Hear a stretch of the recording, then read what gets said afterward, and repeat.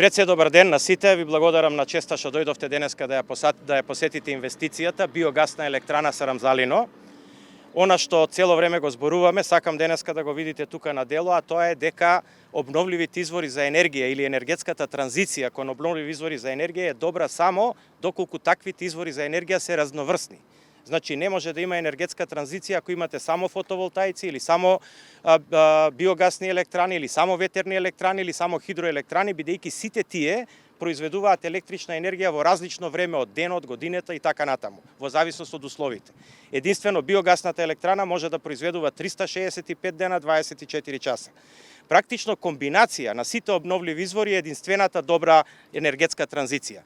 Биогасната електрана што ја гледате денеска тука е инвестиција практично на 3 компании, на Централ Инвест и Фероинвест, моите компании, Агрија, значи најголемата фарма за свињи и производител на свинско месо во Македонија, и АСП пак од Охрид, компанија за производство на земјоделска амбалажа во Охрид.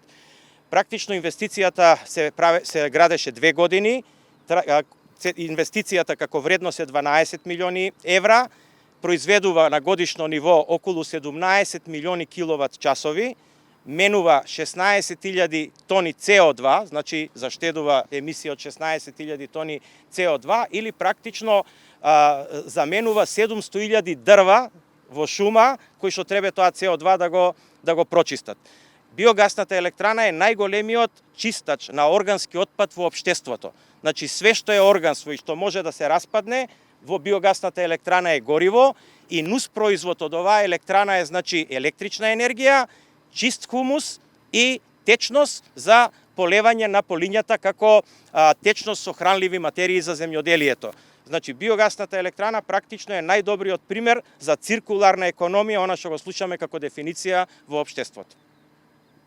Благодарам. Кажете уште еднаш од какви ѓубрива... Значи биогасната електрана може да апсорбира отпад органски од сите типови, вклучително значи од житарици, силажа, понатаму значи отпад од свињарски фарми, краварски фарми, отпад од млекарска индустрија, сурутка после правење на млеко, расипано млеко, отпад од винари, комења, отпад од фирми кои што произведуваат преработка на градинарски производи, на пример ајвар кога правите, лушпите, семките од ајварот, понатаму значи све што е отпад од органска материја, вклучително и комуналниот отпад, доколку тој може да се селектира во општините, тој би можел тука да се огори. Иначе, ако не постојат овакви биогасни електрани, целиот тој отпад завршува на некои депонии или во некои реки, и тој отпад и таму се случува истиот процес, значи само неконтролирано повторно се разградува до метан, и тој метан оди во атмосферата и е најголем непријател на озонската обвивка на земјината топка. Каква профитабилност очекувате од оваа инвестиција? Па ќе го видиме тоа, значи ние сега прва година на работа е, очекуваме дека компанијата ќе работи профитабилно, значи BioEnterprise се вика компанијата која што има тројца сопственици, но мислам дека е добро да ги почекаме резултатите на крајот на годината, а за тоа транспарентно кои за сите други мои компании ќе ви информираме. Да не сакаат да кажат... На крајот на криштата ќе го видите во централен регистар и во завршна сметка. Значи оваа електрана може да произведе електрична енергија за 15.000 семејства.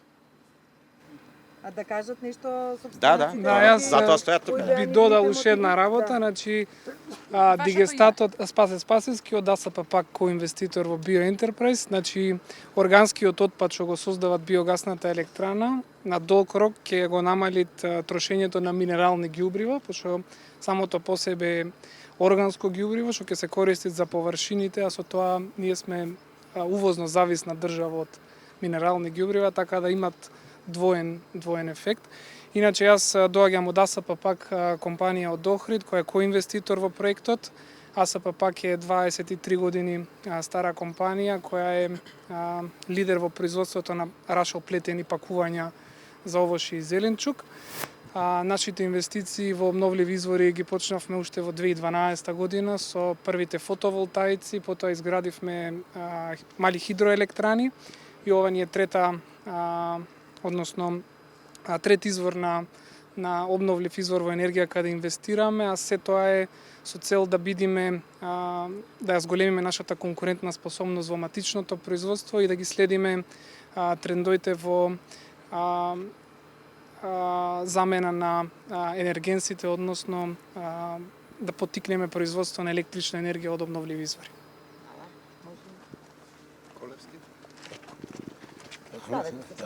Јас сум Перо Колевски, собственик на Агрија Груп. Иначе поставите многу добро прашање, кој беше мотивот за што Агрија влезе во оваа инвестиција. Значи, основниот мотив беше тоа што денеска најголем проблем е загадувањето во Република Македонија. А Агрија како најголем производител на свинско месо во Македонија, каде што некаде околу 40%, 38% некаде го снадбува македонскиот пазар со месо и гледаме дека се повеќе и повеќе доаѓаме во ситуација да проблемот со храна станува многу актуелен и беше мотивот од тоа да покри тоа што нели дел од профитабилноста, што се надеваме дека ќе дојде, дека најбитниот дел беше решавање на екологијата во оваа држава.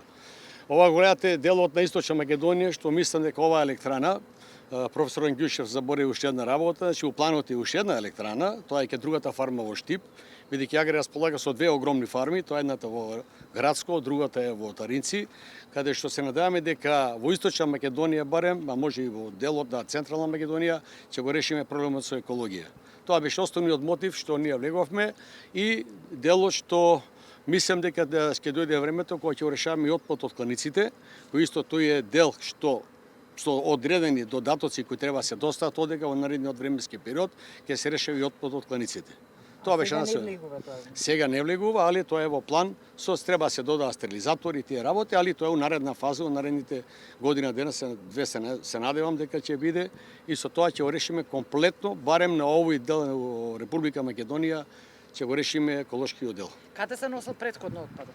Претходно отпадот се носи, го вадевме на нивите, го вадевме ние, се сушеше и го зимаа селаните, го расфрла по нивите. А сега тоа ќе биде организирано веќе да нема таков начин, значи едноставно да кажеме и да се има профит и едно подобро решение и збогатување на земјата со делот на ѓубрето кое ќе биде произведено тука.